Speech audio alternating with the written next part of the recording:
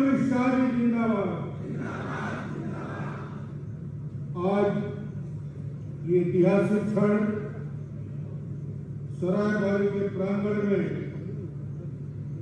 मां चंडी मां खल्लारी के आशीर्वाद से वीर गुंडादेव रंगादेव बूढ़ादेव के आशीर्वाद से आज छत्तीसगढ़ में एक ऐतिहासिक अवसर हमें मिले हैं, जब छत्तीसगढ़ के 12 जनजाति के मात्रात्मक त्रुटि का सुधार करके नोटिफिकेशन जारी करके अनुसूचित जनजाति में शामिल होंगे। अंतिम रूप से घोषणा और पत्रक जारी होंगे। एक लिए आप सब इकट्ठा हो और एक लिए स्वागत करने वाला है। एक बार माननीय केंद्रीय गृह मंत्री जी के दोनों हाथ उठा के ताली बजाकर स्वागत करिए।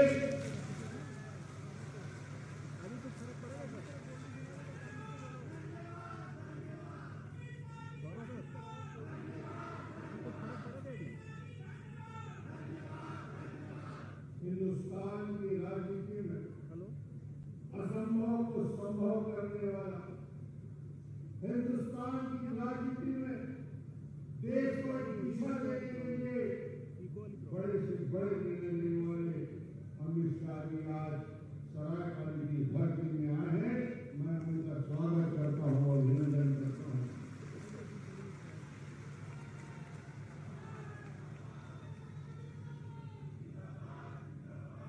ये 12 जनजातियां भालिया, धर्मार, कंडो, गद्दा, भालिया, गोंद, कोंद, कोड़ाको, नगेशिया, धनगढ़, सौरा, सवार, गिंजिया, जब मैं मुख्यमंत्री था तब से इनकी तकलीफ नए राज बनने के बाद पीड़ा, और मुझे लगता है कि इतनी पीढ़ियों ने तकलीफ झेली होगी।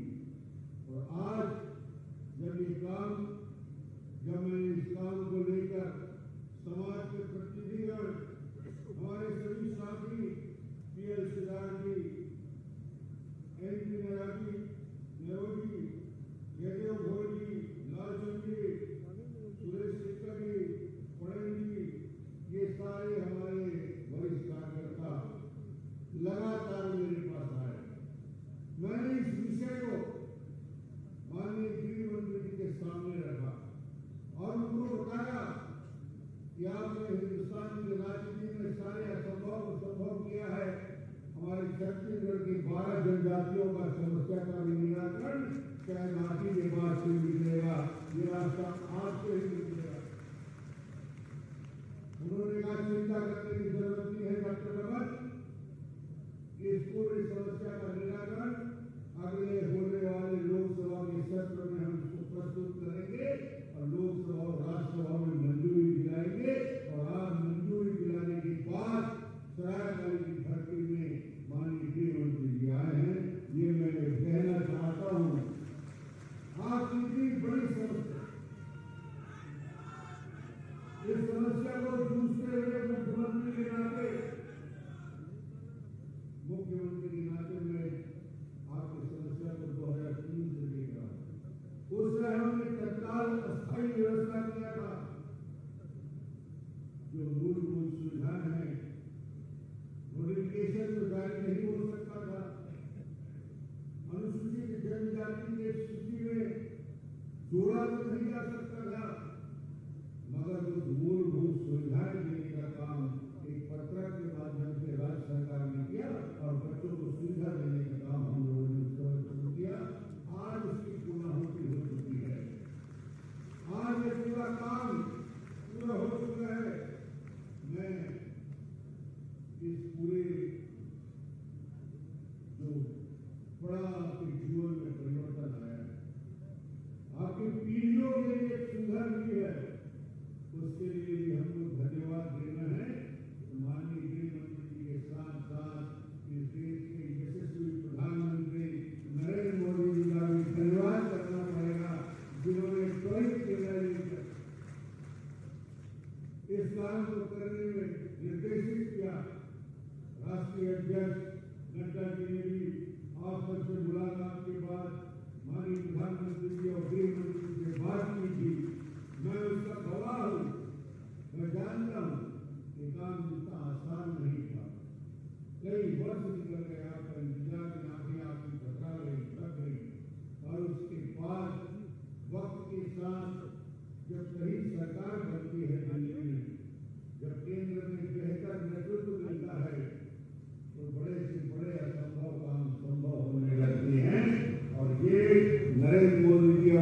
दिशा में सरकार का चमत्कार है कि हिंदुस्तान में धारा 370 समाप्त हो सकता है, ट्रिपल तलाक वापस लिया जा सकता है। ये हिंदुस्तान की राजनीति में उस असंभव को संभव करने में आज आपके बीच उपस्थित है। मैं तो आज इस मंच में इसलिए आया हूँ, सारे 12 समाज की ओर से उनका धन्यवाद करने आया हूँ, आप सबके ओर से माननीय अमित शाह जी को। जब मैंने कहा कि दिल्ली से चल के, जब आप लोग कहते थे कि हम लोग 10 लोग जाएंगे, 100 लोग जाएंगे, फिर आप लोगों ने कहा 1000 लोग जाएंगे, एक ट्रेन कर देंगे, ट्रेन में भर के जाएंगे। जब मैंने देखा ये संख्या 1000 नहीं, 1000 से बहुत ज्यादा हो गया है, तो मैंने माननीय गृह मंत्री से बात किया कि हजारों की संख्या में लोग आना चाहते हैं, उनको दिल्ली ले जाना संभव फिलहाल नहीं है, इसलिए दिल्ली से चल के आप आ जाए तो कृपा होगी। और आज ये निर्णय लिया, दिल्ली से चल के सरायपाली आपसे सिर्फ मिलने आए हैं। आप सबके प्रेम, आशीर्वाद, समर्थन और भारतीय जनता पार्टी की छत्तीसगढ़ में भारतीय जनता पार्टी की सरकार के दौरान हमारा आरक्षण मध्य प्रदेश से अलग हुए तो 20% हो गया अनुसूचित जनजाति का। उस 20% को 32% करने का काम भारतीय जनता पार्टी की सरकार ने किया था। डेवलपमेंट के सारे काम, आज मैं विकास की बात गिनाने नहीं आया हूँ, फिर आऊंगा, अभी लगातार आपके बीच संपर्क में रहना है। मैं तो आज अपने केंद्रीय नेतृत्व को धन्यवाद देने के लिए आप सभी की ओर से माननीय अमित शाह जी का अभिनंदन करने के लिए खड़ा हूँ। एक बार 2 हाथ उठा के तालियां बजाकर स्वागत करें। बहुत बहुत धन्यवाद। बहुत बहुत धन्यवाद डॉक्टर साहब। बोलिए भारत माता की। अब मैं पीएल सिद्धार्थ जी और एमपी नया साहब से निवेदन करूंगा कि माननीय अमित शाह जी को एक स्मृति चिन्ह भेंट करें। फुलौरी बजाकर स्वागत करें जोर से। भारत माता की, सबरी माता की, भारत माता की, सबरी माता की, सबरी माता की। फुलौरी को नहीं होना चाहिए। सबरी माता की, सबरी माता की। अब मैं भारत के गृह मंत्री माननीय अमित शाह जी से निवेदन करता हूँ कि वह आकर के हम समाज के बीच में आशीर्वचन में दोस्तों देते हैं। बना करके तालियां बजती रहनी चाहिए, तालियां बजती रहनी चाहिए और बजती रहनी चाहिए।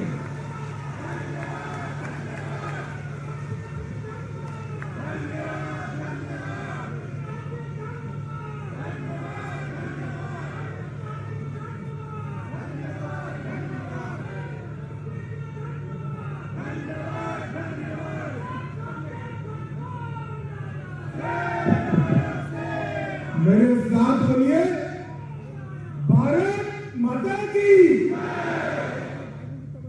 क्यों भाई, सरायपाली वालों की आवाज को क्या होगा? ऐसी आवाज नहीं चलेगी। मोदी जी ने इतना बड़ा काम किया है, उन तक आवाज जानी चाहिए या नहीं जानी चाहिए?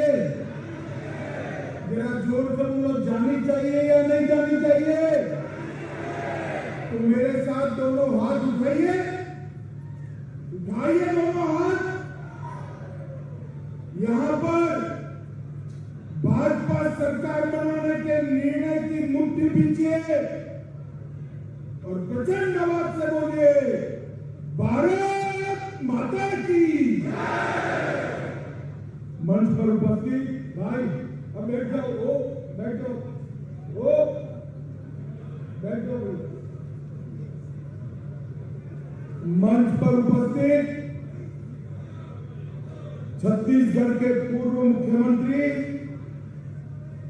डॉक्टर रमन सिंह जी, भारतीय भारतीय जनता पार्टी के अध्यक्ष श्रीमान अरुण साव जी, मेरे साथ मंत्रिमंडल में साथी बहन रेणुका सिंह जी,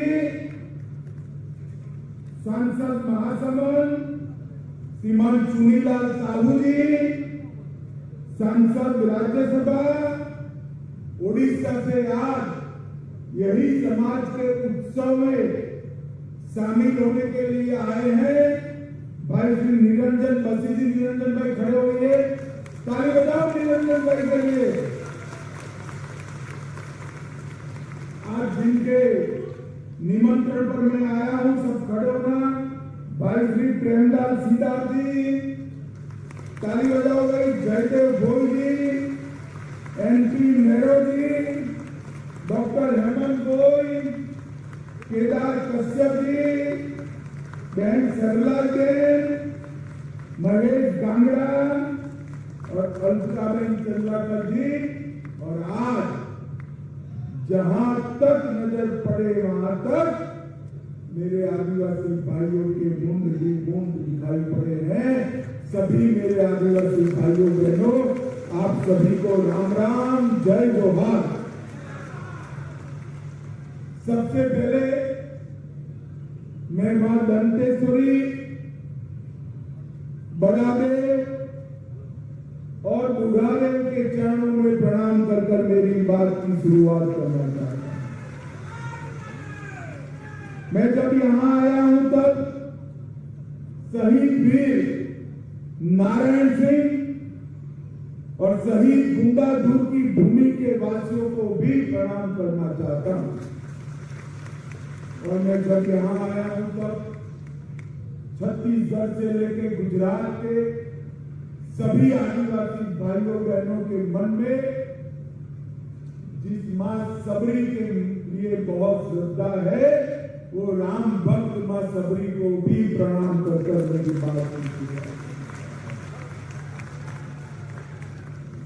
मित्रों, आज बहुत अच्छा दिन इसलिए नहीं कि आप मोदी जी के स्वागत में इकट्ठा हुए हैं। आज इसलिए एक अच्छा दिन है कि आज हमारा मिशन आदित्य सूर्ययान सफलतापूर्वक सूर्य की कक्षा में जाने के लिए लॉन्च हो। यह अभूतपूर्व सिद्धि के लिए मैं सारे वैज्ञानिक भाइयों बहनों को और हमारे देश के प्रधानमंत्री नरेंद्र मोदी जी को बहुत बहुत बधाई और शुभकामनाएं देना चाहता हूं। अभी कुछ दिन पहले चंद्रयान चंद्रमा पर उतरा और आज मिशन आदित्य सूर्य नारायण की कक्षा में जाने के लिए निकल चुका है। ये हमारे देश के लिए बहुत शुभ बात। मित्रों, 2000 में एक छत्तीसगढ़ राज्य बनाने का काम हमारे उस वक्त के भारतीय जनता पार्टी के प्रधानमंत्री अटल जी ने किया। अटल जी ने छत्तीसगढ़ को बनाने का काम किया और 15 साल तक छत्तीसगढ़ को संवारने का काम हमारे डॉक्टर रमन सिंह जी ने किया। जब डॉक्टर रमन सिंह जी मुख्यमंत्री थे, भाजपा की सरकार थी, मध्य प्रदेश से अलग पड़े, 20% आरक्षण मिलता था आप लोगों को। कितना मिलता था बताओ भाई? अरे जोर से बोलो, कितना मिलता था?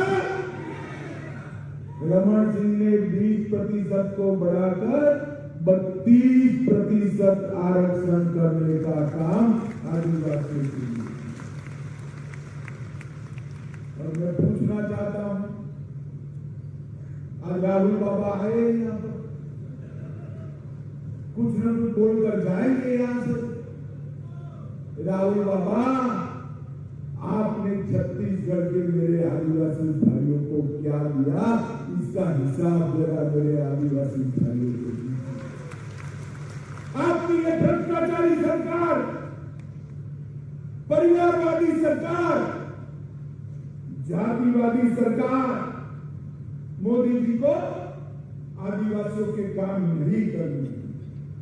मित्रों, मैं आज बताने आया हूं मेरे आदिवासी भाइयों बहनों को, हमने छत्तीसगढ़ बनाया है, हमने छत्तीसगढ़ को संवारा है और छत्तीसगढ़ को एक भ्रष्टाचारी प्रदेश से बचाने का काम भी भारतीय जनता पार्टी करेगी।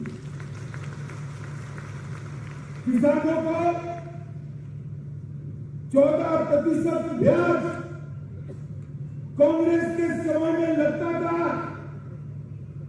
आज हमने 2% ब्याज पर किसानों को ऋण देने की शुरुआत भारतीय जनता पार्टी की सरकार ने। रमन सिंह जब थे तब मेरे आदिवासी भाइयों बहनों के वहां चावल नहीं पहुंचता था, धान खरीदा नहीं जाता था। हमारे चावल वाले बाबा रमन सिंह जी ने पीडीएस की व्यवस्था को सुचारू कर गरीब के घर में चावल भेजने की शुरुआत। कोरोना आया, हमारे प्रधानमंत्री नरेंद्र मोदी जी ने सबसे पहले आदिवासी भाइयों की चिंता करी।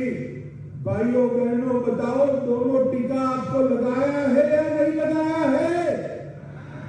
जरा जिसको दोनों टीका मोदी का लगाओ हाथ ऊपर उठाए, जरा लगा है ना? एक पैसा देना पड़ा है क्या? और ऊपर से मुफ्त में 5-5 किलो चावल आज भी नरेंद्र मोदी जी भेज रहे हैं, नरेंद्र मोदी जी भेज रहे हैं। जो 5 किलो चावल एक्स्ट्रा भेजा वो कौन खा गया भाई बताओ? कौन खा गया? जोर से बोलो, कौन खा गया? अरे जो गरीबों के चावल खा जाए उसको वोट देना चाहिए। जोर से बोलो, देना चाहिए। अरे उखाड़ कर फेंक दो चावल चोर सरकार को और यहाँ कमल की सरकार लाओ। माताओं भाइयों बहनों, गरीबों का चावल चोरने का काम, आदिवासी के चावल चोरने का काम भूपेश बघेल की सरकार ने किया है। मैं फिर से एक बार कहना चाहता हूं, भूपेश बघेल, आप भ्रष्टाचार से कांग्रेस पार्टी का दिल्ली का एटीएम बनाना चाहते हो छत्तीसगढ़ को। ये भगवान राम का नैनीहाल है। हम छत्तीसगढ़ को एटीएम नहीं बनने देंगे, छत्तीसगढ़ को विकसित राज्य बनाएंगे। माताओं भाइयों बहनों, मोदी जी ने आदिवासी समाज के लिए अपनी नीति स्पष्ट की। आदिवासियों का जल, आदिवासियों का जंगल और आदिवासियों की जमीन की तो रक्षा करनी ही है, इसके साथ उनको सुरक्षा भी देनी है, सम्मान भी देना है और समावेशी विकास भी करना है। ये नरेंद्र मोदी जी की नीति। और इसीलिए धन्यवाद किसान, सोरा, डीजिया, भुइया, भुयान और पंडो जाति को आदिवासी का सर्टिफिकेट देने का काम नरेंद्र मोदी जी ने किया। अब पीढ़ियों तक आपके बच्चों को डॉक्टर और इंजीनियर बनने से कोई नहीं रोक सकता। भूपेश बघेल, आप कुछ नहीं करते हो। हमारे भुइया और भुइया, भुआन और पंडो, धनुवार और धनुवार, किसान, सोरा और बीजिया जाति के बच्चे भी अब कलेक्टर भी बनेंगे, डॉक्टर भी बनेंगे और इंजीनियर भी बनेंगे। इतने सालों से मध्य 2003 से ये अन्याय था। 2003 में रमन सिंह जी ने अन्याय को तोड़ा बोला, जितना उनका अधिकार था इससे दूर करा, सर्कुलर निकाला, मगर इससे शिक्षा के दाखिले नहीं मिलते, नौकरियां नहीं मिलती थी। मोदी जी ने राज्यसभा लोकसभा में बिल पास किया और आज आप सभी को पीढ़ियों तक नौकरी भी, शिक्षा भी और विकास के काम भी मिलने का अधिकार हो गया है। सभी लोग दोनों हाथ उठाकर नरेंद्र मोदी जी के धन्यवाद का ताली लगाइए, मेरे साथ बोलिए, धन्यवाद मोदी जी, धन्यवाद मोदी जी, धन्यवाद मोदी जी। मित्रों, नरेंद्र मोदी सरकार ने इस क्षेत्र को नक्सलवाद से मुक्त करने के लिए ढेर सारे कदम उठाए। जनजाति स्वतंत्रता सेनानियों के म्यूजियम बनाए और पहली बार हमारे पास वाले उड़ीसा से ही एक गरीब परिवार की बेटी द्रौपदी मुर्मू को महामहिम द्रौपदी मुर्मू बनाने का काम भारतीय जनता पार्टी। आजादी के 75 साल तक गांधी परिवार की सरकारें रही, कोई आदिवासी बेटी को, कोई आदिवासी बेटे को राष्ट्रपति नहीं बनाया। मोदी जी को मौका मिला, द्रौपदी जी को राष्ट्रपति बनाने का काम मोदी जी ने किया। तो बहन रेणुका भी यहाँ बैठी है, यही के जनजाति समाज की बहन है, उनको भी सम्मान के साथ मंत्री बनाने का काम भारतीय जनता पार्टी ने किया। और मित्रों, इसीलिए चिन्ना गेलो, टीनेमोर, हिरोली, बेदरे, मरका, तोंडा मरका, ये सारे गांवों में कई सालों के बाद पहली बार 15 अगस्त को तिरंगा झंडा फहराता हुआ दिखाई दे रहा है। ये मोदी जी की कमाल है। मोदी जी ने आदिवासी भाइयों का बजट, एसटी कंपोनेंट का बजट 24,000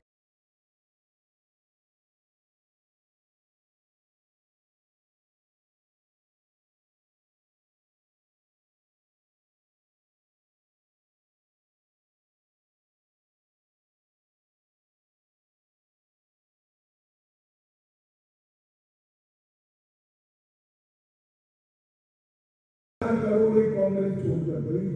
कितना था भाई, बोलो, जोर से बोलो। मोदी जी ने 24,000 से बढ़ाकर 1,19,000 करोड़ करने का काम नरेंद्र मोदी जी ने किया। और एकलव्य मॉडल आदिवासी स्कूल के पीछे 21 गुना पैसा बढ़ाकर 6,000 करोड़ रुपया एकलव्य मॉडल आदिवासी स्कूल के लिए खर्चा किया। और डीबीटी के माध्यम से शिक्षा की फीस पहुंचाई, ऑनलाइन निगरानी प्रणाली लाई और जो मिनरल पर, जो खदानों में से मिनरल निकलता है उसका एक हिस्सा मेरे आदिवासी बच्चों के विकास के लिए डिस्ट्रिक्ट मिनरल फंड के माध्यम से देने का काम नरेंद्र मोदी जी ने 2047 तक सिकल सेल को समाप्त करने की योजनाएं लाए।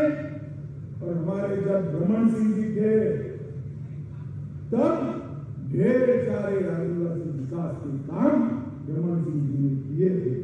मैं आपको बताना चाहता हूं, तेंदू पट्टा को तोड़ने वाले भाइयों के पैर में, बहनों के पैर में चरण पादुका देने का काम हमारे रमन सिंह जी ने किया था, भारतीय जनता पार्टी ने किया। मित्रों, तेंदुपत्ता का जब बात निकला है तो मैं कहना चाहता हूं, पहली बार रमन सिंह जी आपको बोनस बारंबार मिलता था। 2020 और 21 ये आदिवासी विरोधी भूपेश बघेल ने बढ़ी हुई कीमतों का लाभ तेंदुपत्ता का नहीं लिया, बोनस नहीं लिया। और कांग्रेस ने 2 वर्षों में 23 लाख मानक बोरा, 32 लाख मानक बोरा, 23 लाख मानक बोरा ही खरीदा। और भारतीय जनता पार्टी 17-18 में 32 लाख मानक खरीदी थी। ये 14 लाख तेंदुपत्ता तोड़ने वाले आदिवासी भाइयों के पेट पर लात मारने का काम ये भूपेश बघेल सरकार ने किया है। रोजी रोटी छीनी है। और 2017 में वन समितियों को मानक बोरा 8,000 रुपया मिलता था, वो घटकर भूपेश बघेल सरकार में 6,000 रुपया मात्र रह गया। ये मेरे आज मेरे आदिवासी भाइयों बहनों को बताता हूं। भूमि वितरण वन अधिकार पट्टा भी 18 से 22 13,692 की औसत दर से 54,700 बांटा था। और 8 से 18 के बीच में हमने कई गुना 40,158 की दर से 4 लाख वन अधिकार पट्टे देने का काम भारतीय जनता पार्टी ने किया। और इलाज के अभाव में 40,000 बच्चे और माओ का मृत्यु भूपेश बघेल की ही सरकार के आंकड़ों के हिसाब से हुआ। मुझे बताओ भाई, इतना सारा गलत काम जिसने आदिवासियों के लिए किया हो, वो सरकार को वोट देना चाहिए क्या? जोर से बोलो, देना चाहिए क्या? भाइयों बहनों मुझे बताओ, आदिवासियों के घर में शौचालय किसने भेजा? जोर से बोलो, किसने भेजा? बिजली किसने भेजी? गैस का सिलेंडर किसने भेजा? 5 किलो धान किसने भेजा? 5 लाख तक का सारा स्वास्थ्य का खर्चा कौन उठा रहा है? जोर से बोलो, कौन उठा रहा है? आदिवासी कल्याण के सारे काम नरेंद्र मोदी जी कर रहे हैं। राहुल बाबा आदिवासी एरिया में आकर, क्षेत्र में आकर आदिवासी भाइयों के साथ नृत्य करने से आदिवासियों का भला नहीं होता है। होता है क्या? जोर से बोलो, होता है क्या? माताओं, भाइयों, बहनों, कांग्रेस ने ढेर सारे प्रश्न लटकते रखे। इनकी लालची नजर आदिवासी भाइयों की जमीन पर है। कई सारे कांग्रेसी नेता आदिवासियों की जमीन हड़प कर गए। सालों तक अपने स्वार्थ के कारण वामपंथी उग्रवाद को चलने दिया। नरेंद्र मोदी सरकार ने वामपंथी उग्रवाद को समाप्ति की ओर ले जाने का काम किया। और ये भूपेश बघेल सरकार है, ये भ्रष्टाचारी सरकार। मेरे साथ बोलिए, भूपेश बघेल सरकार कैसी है? जोर से बोलिए, कैसी है? शराब कांड में 2,000 करोड़ का घोटाला किया। कोयला परिवहन में 500 करोड़ का घोटाला किया। गरीबों के, आदिवासियों के अनाज में 5,000 करोड़ का घोटाला किया। गोपाल में 1,300 करोड़ का घोटाला किया। पब्लिक सर्विस कमीशन में घोटाला किया। कोरोना शेष में घोटाला किया। डिस्ट्रिक्ट मिनरल फंड 700 करोड़ का खा गए। और 25,000 से अधिक बच्चे इलाज के अभाव में मर गए। और 67% आदिवासी माताएं आज एनीमिक हो गई। रमन सरकार में ये नहीं होता था। मुझे बताओ, ऐसी भूपेश सरकार को वोट देना चाहिए क्या? जोर से बोलो, देना चाहिए क्या? कांग्रेस को वोट देना चाहिए क्या? अगली बार किसकी सरकार बनाओगे? जोर से बोलो, किसकी बनाओगे? नरेंद्र मोदी के नेतृत्व में डबल इंजन सरकार बनाएंगे क्या? अरे जोर से बोलो यार, बनाओगे क्या? कमल के निशान पर बटन दबाओगे क्या? पूर्ण बहुमत की भाजपा सरकार बनाओगे क्या? 24 में फिर से मोदी जी को प्रधानमंत्री बनाओगे क्या? अंत में मैं कहता हूं, ये 12 जातियों को जब राज्यसभा में अनुसूचित जाति की लिस्ट में शामिल करना था, छत्तीसगढ़ से गए हुए कांग्रेस के एक भी राज्यसभा के सांसद इसके समर्थन में नहीं थे, वो वॉकआउट कर गए। कांग्रेस पार्टी से जवाब मांगे कि हमने क्या बिगाड़ा था? मोदी जी इतने सालों के बाद हमें आदिवासी स्टेटस देते थे, आप कहां भाग गए थे? इसका जवाब मांगे। माताओं, भाइयों, बहनों, आज आप मोदी जी के सम्मान में इतनी बड़ी संख्या में एकत्रित आए हैं, जहां तक नजर पड़े मुंड ही मुंड दिखाई पड़ते हैं। मैं आप सभी का सरकार की ओर से, भाजपा की ओर से बहुत बहुत धन्यवाद करता हूं। जय जोहार।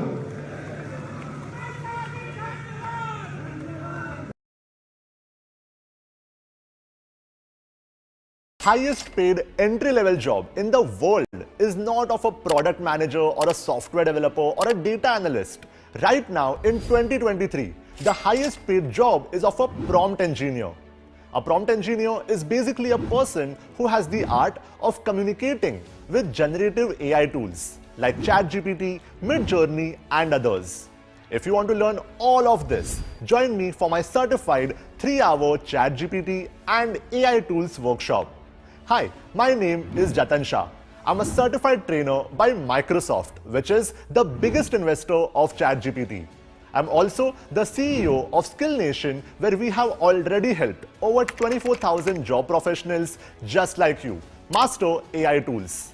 I've researched more than 1,372 AI tools and I've personally used them. I've found the 10 most useful AI tools for every working professional, which will make you absolutely irreplaceable in the job market. And you will be getting more out of this AI revolution. We have been rated 4.92 out of 5 rating amongst 24,000 workshop participants. If you are someone who is looking to upskill in AI, click on the link below and reserve your seat right now for just rupees 199. And when you do, you also get amazing bonuses worth rupees 12,500 for absolutely free. Click on the link below and I'll see you inside the workshop.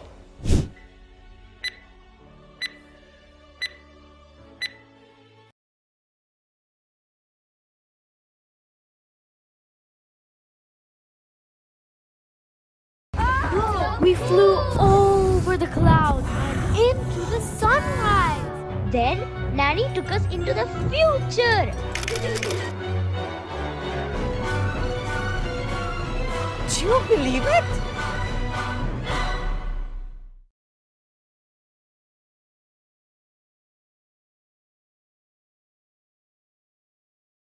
Moon Milan.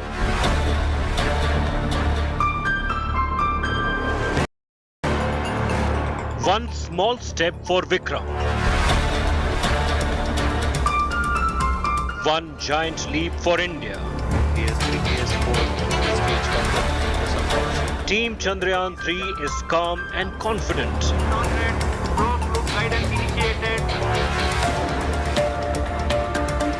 Cheer for Chandrayaan with Newstrack. The journey of Chandrayaan 3 has India gripped. Rarely has any feat in science and technology aroused the kind of public interest as this lunar mission has. Let's get started. Here are the headlines I'm tracking today. Less than 24 hours to go for Chandrayaan 3's moon touchdown. ISRO ready with Plan B in case conditions are unfavorable. Prime Minister to watch the landing live virtually from South Africa. Delhi rapist Babu and wife's attempt to evade arrest foiled. CCTV video shows the bureaucrat at church days after FIR was filed against him. Delhi Women Panel Chief seeks a meeting with Home Minister Amit Shah over this case. Prime Minister Modi receives a big welcome as he lands for the BRICS summit in Johannesburg. Suspense over bilateral with Chinese President Xi Jinping.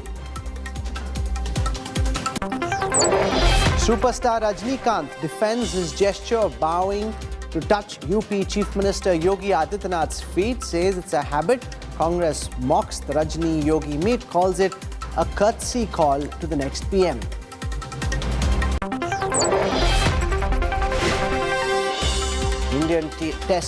Indian teen chess prodigy Pragananda and Magnus Carlsen settled for a draw in Game 1 of the World Chess Championships final.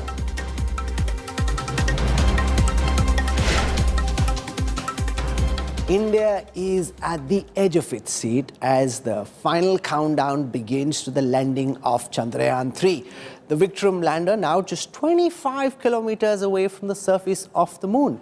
At 6:04 p.m. tomorrow, it will attempt to land on the lunar surface.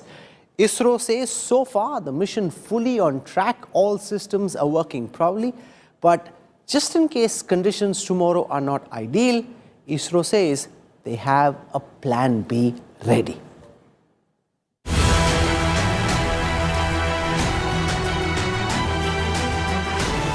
India's moon mission is hours away from a historic climax.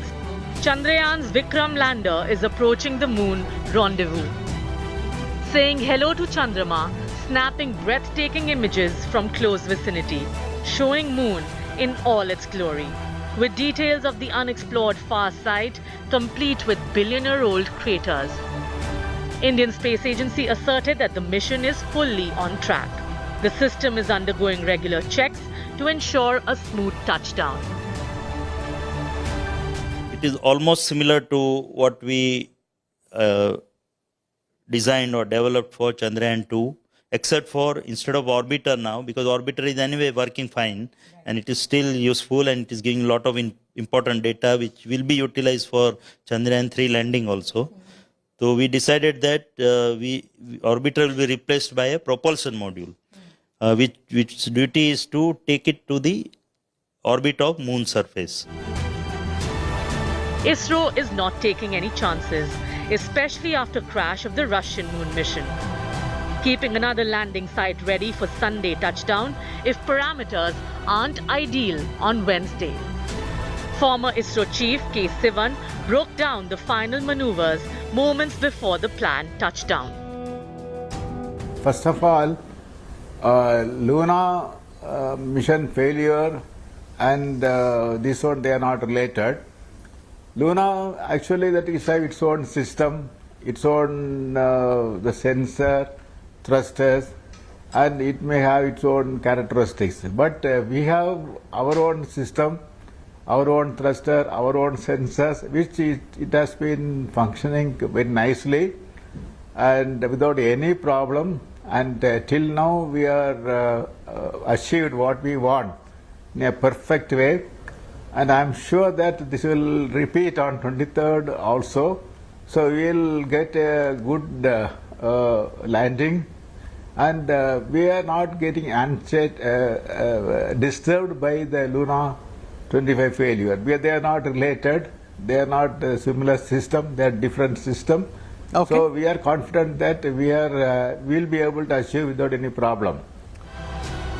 A billion cheers, prayers and wishes are meanwhile pouring in as India roots for Chandrayaan 3. एक बहुत बड़ा इतिहास भारत के सभी विशेषज्ञों ने, हमारे वैज्ञानिकों ने रचा है और प्रधानमंत्री जी के नेतृत्व में भारत नई ऊंचाइयां तो छू ही रहा था। भारत का तिरंगा केवल देश के अंदर नहीं लेकिन विश्व पटल पर अब हमारी यही कोशिश है कि वो तिरंगा चांद पे भी गाड़ के रखा जाए। Special pujas are being held in temples and namaz is being offered in mosques all for Chandrayaan's success. The lander is expected to touch down on Moon's south polar region at 6:04 p.m. on Wednesday. We wish India a grand success in conquering the moon. With Akshita Nandagopal in Bengaluru and Milan Sharma in Ahmedabad, Bureau Report, India Today. Telgi के बारे में सुना है ना? तेलगी खोटा सिक्का है। तेलगी सांप है। तेलगी बहुत स्मार्ट है। तेलगी पूरी रिस्क लेगा। मुझे तेलगी चाहिए। क्या नाम था? था नहीं मैडम, है अब्दुल करीम तेलगी। अगर देश की अर्थव्यवस्था कुबेर का खजाना है तो स्टैम्प पेपर उसकी चाबी। जैसे आप कायदे की भाषा समझते हो ना, वैसे मैं फायदे की भाषा समझता हूँ। सेविंग्स अकाउंट में कॉन्फिडेंस जमा करा के रखा है मैंने, कैश भी आ जाएंगे। मुबारक हो, बाप बन गए आप। स्टैम्प पेपर फायदा हुआ है।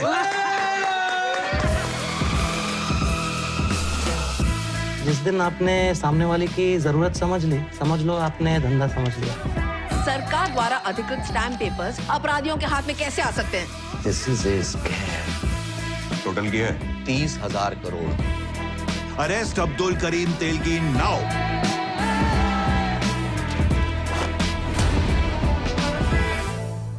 अभी आप भी अपना आंकड़ा बोल दो। 3। क्या आप कुछ बोले? क्या आवाज नहीं आ रही ठीक से? 3 लाख भिजवाता हूँ। सब में और मेरे में बहुत फर्क है। मैं खिलाड़ी हूँ।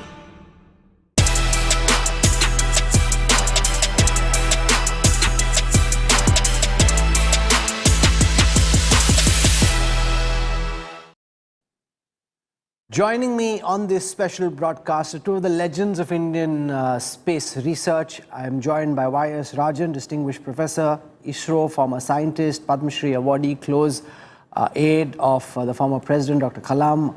Mailaswamy Annadurai joins us, former director of the ISRO Satellite Center, popularly known as the Moon Man of India, was involved in Chandrayaan 1. With me in the studio is editorial director publishing at India Today, Raj Chingappa. There's nobody I know who tracks science and technology in the journalistic community quite as closely as Raj does, and has the breadth of experience in India's moon journey and space journey as Mr. Chingappa. So I want to go across first and foremost to Y.S. Rajan. Sir, if you could begin by explaining to our viewers the circumstances under which ISRO's space team will decide tomorrow whether or not to go ahead with the landing. We're told that a plan B is ready, and that there is a possibility that the landing of the Chandrayaan 3 could get pushed to Sunday the 27th.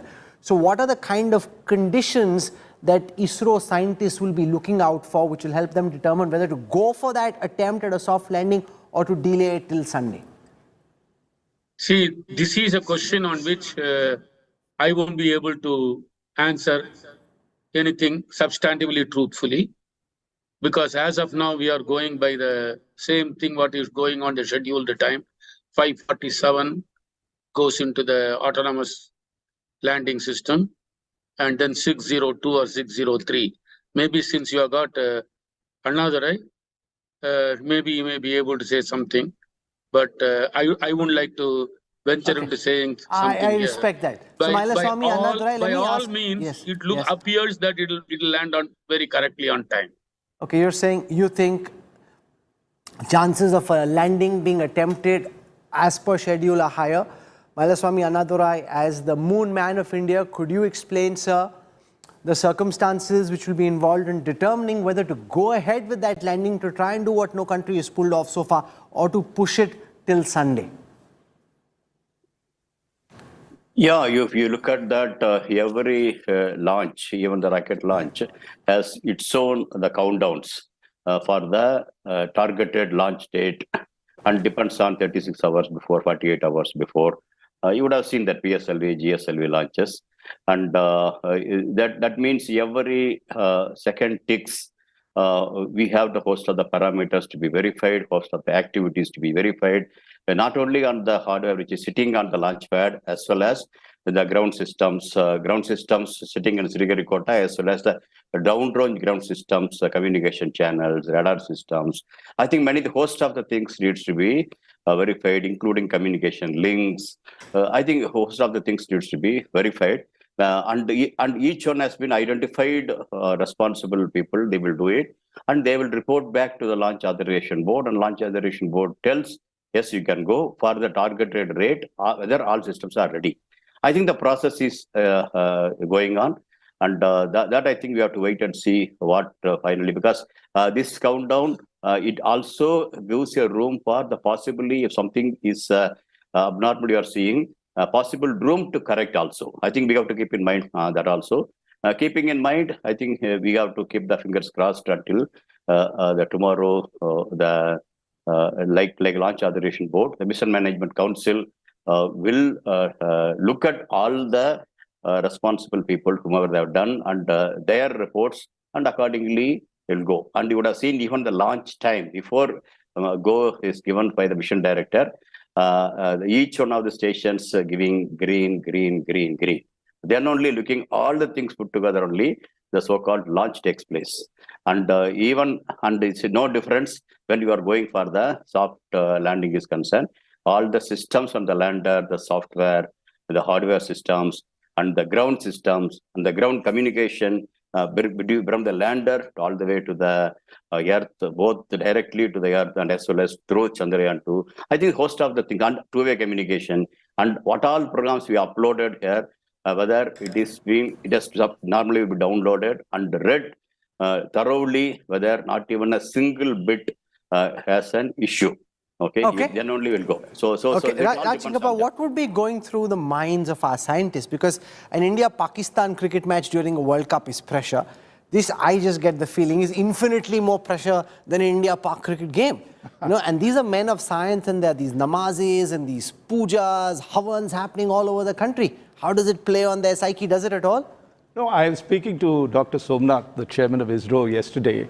I think he's experienced, like all space scientists have experienced, both failure and success. And in fact, Dr. Kalam, whom Dr. Y.S. Rajan knows so well, and I'm so happy to see Dr. Rajan on this, used to say, failure is the stepping stone of success. So ISRO has learned over a period of time of that. So they have put aside the not put aside, but actually studied the setback that happened in Chandrayaan-2. And then what he says is, let's look at what really failed at Chandrayaan-2, right? There was a propulsion failure. There was too much speed going on at a particular point of the descent. Then there was a guidance failure and a control failure that landed in the crash. So in each of these three sectors, from what he told me, was that he has built, if earlier it was success-oriented, that, everything will work and therefore you build parameters only for that success, this time it's failure-oriented. So they've calculated at every stage, whether it's the propulsion and the thrusters and how much is it giving and what is this thing. They've built a redundancy in that. In the guidance system, they've built redundancies and control and landing. But apart from algo testing, this has never really been tested in the real world. This is something which is being attempted, which has never been done by any country ever to land on the south pole of the moon. Well, the people have landed, and also, let's not, on the South Pole is a little more difficult because there's plenty of craters, there are problems of shadows, you have to get your solar panels right because, if you're landing at the equator, which is the easiest of the lot, where most people have done that, you don't have the kind of complications that are there. But at the South Pole, why are we doing it? Because there's a lot of water ice over there, and all future missions would, if we have to colonize the moon, we have to find water, not only to, live there, as well as for, say, generating hydrogen for, spacecraft that we can take to Mars and others. So us going to South Pole is a calculated strategic move. It's tough, it's risky, because there are a lot of boulders, there are a lot of craters, but that's the challenge. And I think this time what they have done is, last time there was a small window, in a sense, a small area, which is around 500 square, like a football field that they decided to land. But this time they've expanded it to even larger, 4 square kilometers, which gives you, a lot more sort of leeway. Last time they were rushing through to land at that precise point. The second thing I think is, as different from Chandrayaan-2, is they're carrying more fuel.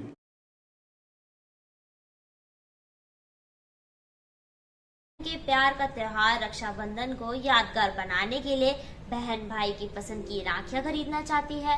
बाजार में धागा, चंदन, metal, मोती से बनी राखियां तैयार है। 5 रुपए से लेकर 500 रुपए की राखी बाजार में मौजूद है। बच्चों के लिए लाइट वाली, खिलौने वाली राखियां भी मिल रही है। सोने चांदी की राखियां विशेष दुकानों पर उपलब्ध है। दुकानदार भी रक्षाबंधन से पहले खरीदारी को लेकर काफी उत्साहित है। महंगाई का असर फिलहाल त्योहारों पर बाजार में दिखाई नहीं देता है। एक आम ग्राहक जरूरत से ज्यादा ही खरीदारी कर लेता है। अपना नाम बताइए और बाजार में राखी से पहले बाजार सजकर तैयार हो गए, किस तरह का बाजार में रुख है, किस तरह की राखियाँ प्रचलन में है? मेरा नाम मुकेश गर्ग है। अब बाजार में सब तरह की राखियाँ चल रही है, स्टोन की भी चल रही है, कुंदन की भी चल रही है, ये अपने रुद्राक्ष वगैरह, तुलसी की, इनकी बड़ी काफ़ी बढ़िया राखियाँ आजकल आ गई, फैंसी राखियाँ वो चल रही है। और अपनी अपनी हैसियत के हिसाब से लोग वहाँ खरीद लेते हैं। कोई महंगी क्रेज कौन सी राखियों का है, खास करके बच्चों की बात करें तो? बच्चों की राखी है तो बच्चों की खिलौने वाली राखी आती है, वो चलती है बच्चों में। तो डोरेमोन की है, मोटू पतलू की है, भीम की है, इनकी राखियाँ चलती है बच्चों की। और बड़ी जो राखियाँ अपनी गुंजाइश के हिसाब से लोग वहाँ खरीद रहे हैं। अब आजकल सब बढ़िया राखियाँ लेते हैं, हल्की तो बहुत कम लेते हैं लोग वहाँ। रुख कैसा है बाजार का? बाजार का रुख तो बढ़िया, ठीक है, चल रहा है बढ़िया। और तो हर साल बिकती है राखियाँ, तो बनती है, हर भाई बहन को भाई को बांधती है, जो हर साल उस हिसाब से बिकती है राखियाँ।